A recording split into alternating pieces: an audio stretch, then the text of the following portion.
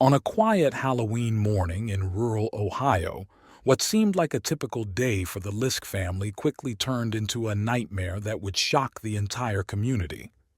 Behind the peaceful facade of their home, a series of events unfolded that would leave three family members dead and one man as the prime suspect.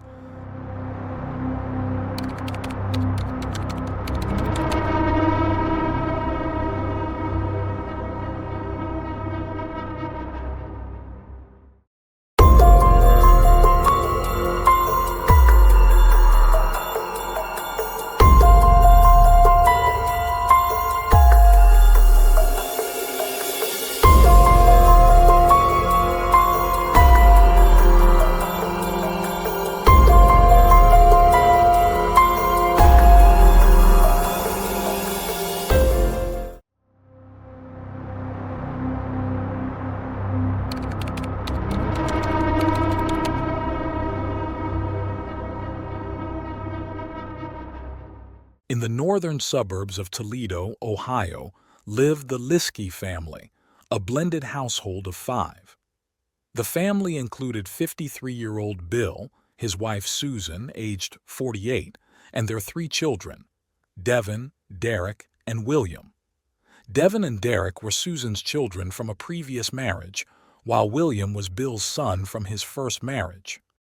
The family seemed to live a relatively peaceful life in a spacious home situated on hundreds of acres near Lake Erie, close to national parks and wildlife areas. Their favorite pastimes included hunting and fishing, activities that allowed them to enjoy the outdoors together.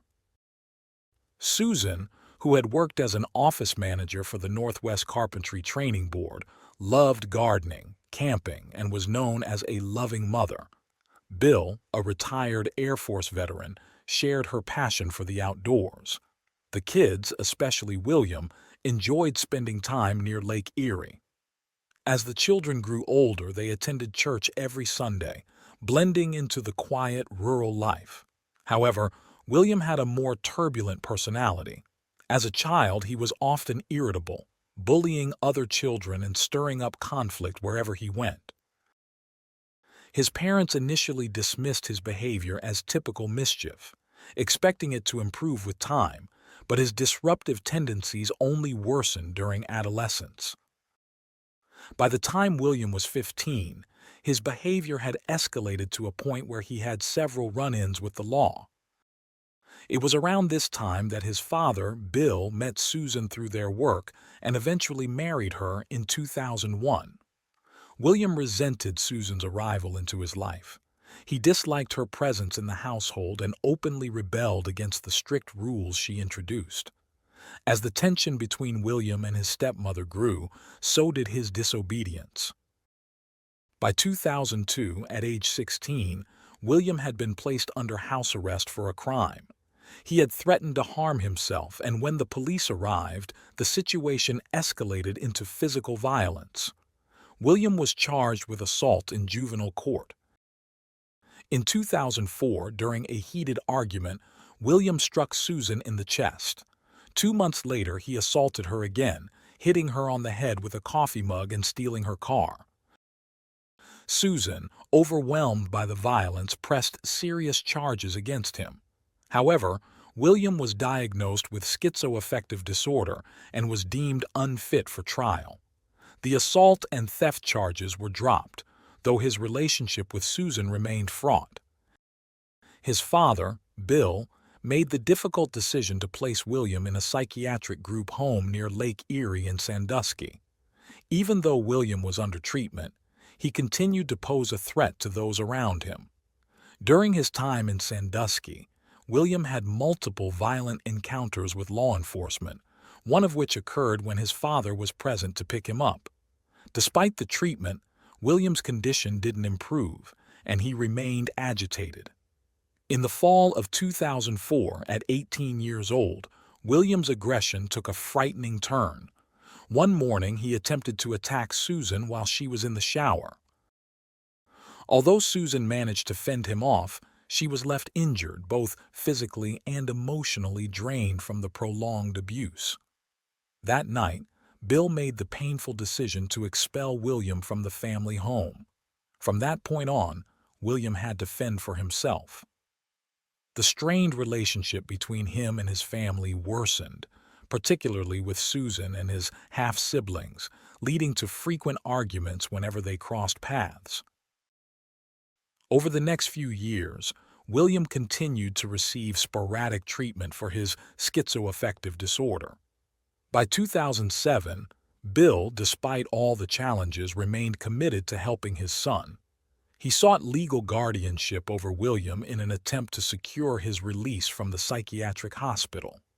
Bill's hope was to place William in a halfway house or group home where he could receive more appropriate care.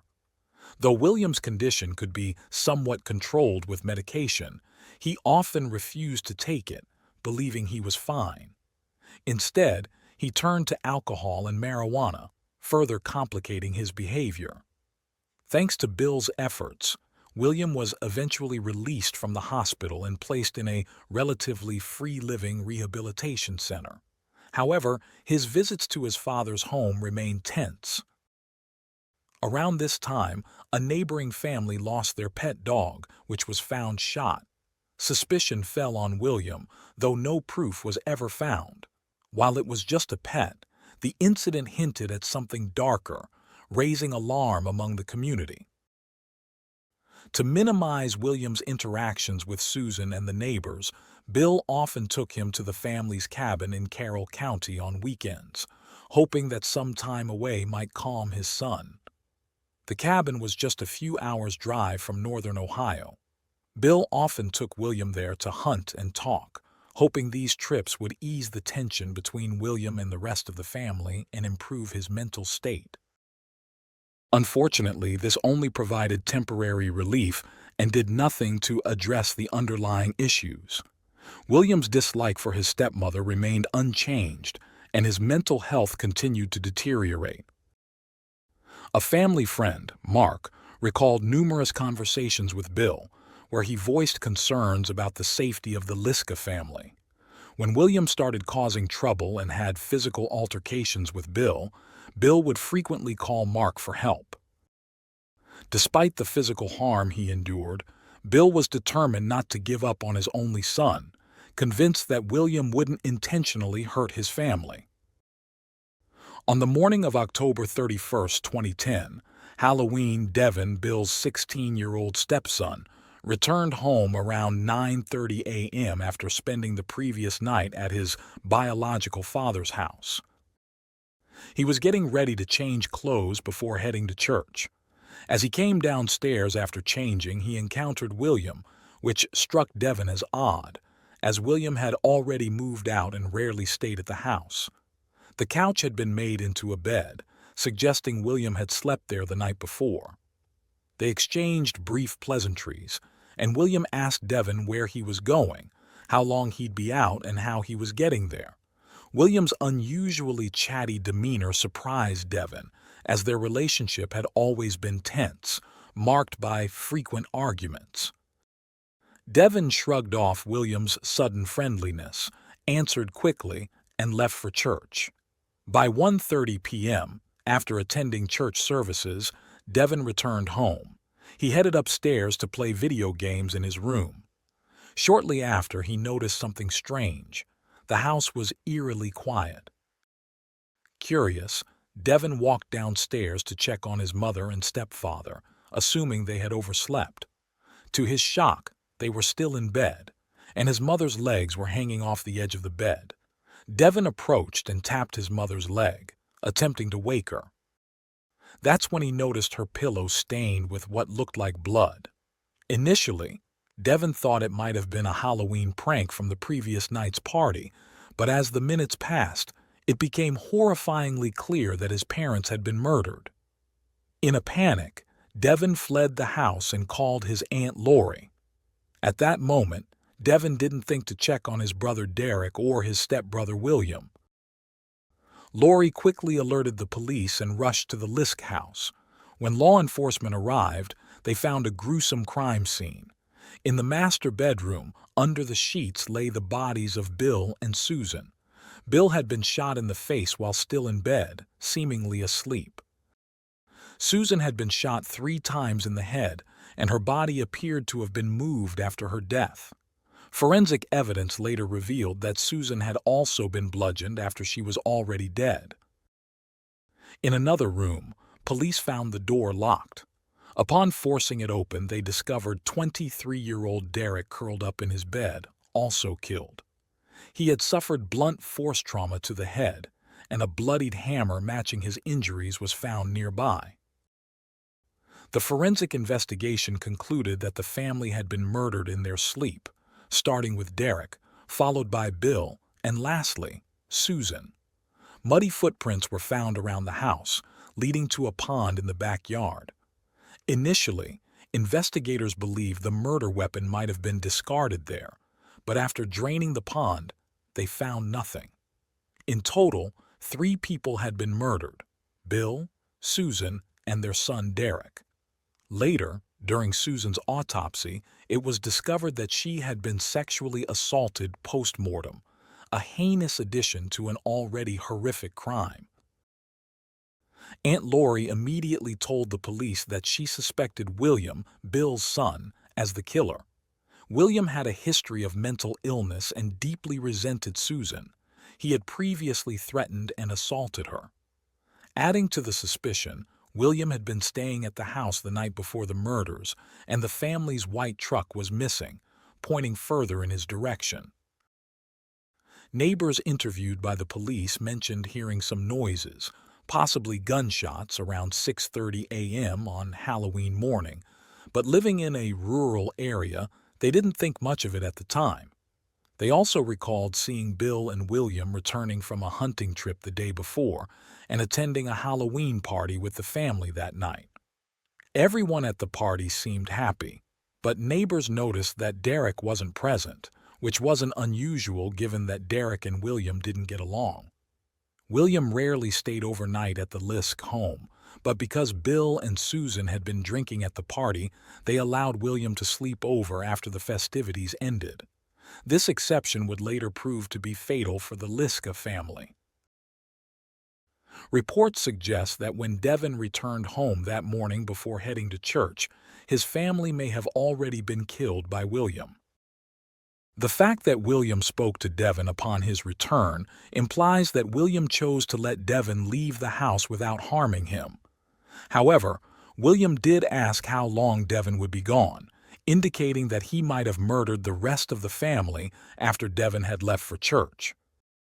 Phone records show that the last call from Derek was at 2:02 p.m. the day before the murders.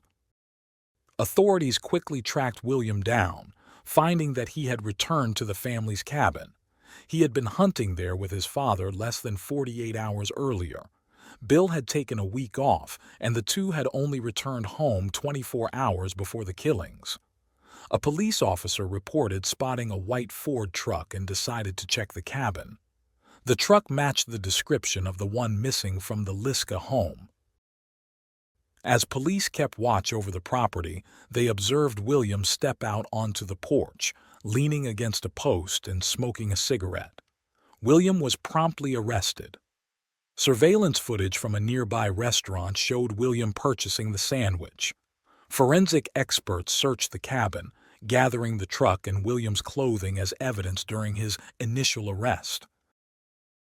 At first, William was only charged with a single count of murder, which allowed the police to hold him until further charges could be brought before a jury.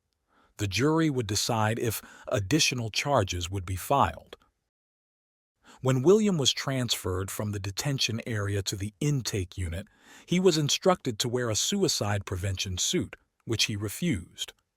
An officer was tasked with overseeing William. He insisted William to wear the suit, leading to a physical confrontation where William scratched the officer's face. Another officer intervened, threatening William with a stun gun before he finally complied and put on the suit. Despite this altercation, no further charges were filed against him. The police were already familiar with William, as he had been in and out of trouble frequently. In November 2010, William was officially charged with 6 counts of aggravated murder, 2 counts per victim.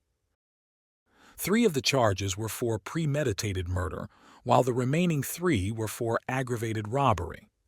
William pleaded not guilty to all charges, with his defense lawyer entering an insanity plea on his behalf. He was held in jail with bail set at $3 million. Sometime later, William appeared in court. He faced 6 counts of aggravated murder. He underwent a 30-day evaluation to determine if he is competent to stand trial. The 24-year-old was accused of murdering his father, Bill, his stepmother, Susan, and her son, Derek. If convicted, William would face the death penalty. Despite his history of mental illness, and after being evaluated twice for competency, William was ultimately found fit to stand trial. Knowing he could face the death penalty, William altered his defense strategy. On August 12, 2011, in a pre-trial hearing, he pleaded guilty to 3 counts of aggravated murder in exchange for the prosecution waiving the death penalty. William was sentenced to life in prison without the possibility of parole. Before his sentencing, William expressed remorse for killing his family, attributing his actions to Satan and his mental illness. William had struggled with long-term mental health issues, frequently stopping his medication, which only worsened his condition. Despite efforts from those around him, especially his father Bill, who never gave up on his son and tried to find treatment for him, the family conflicts continued. Tragically, Bill's love and efforts were in vain, and his life ended at the hands of his own son.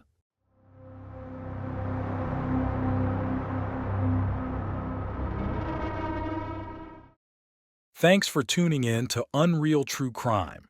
If you're intrigued by mysteries from around the world, check out our new channel, Latin Crimes, where we dive into the gripping true crime stories of Latin America. Don't miss out. Subscribe now for more thrilling investigations.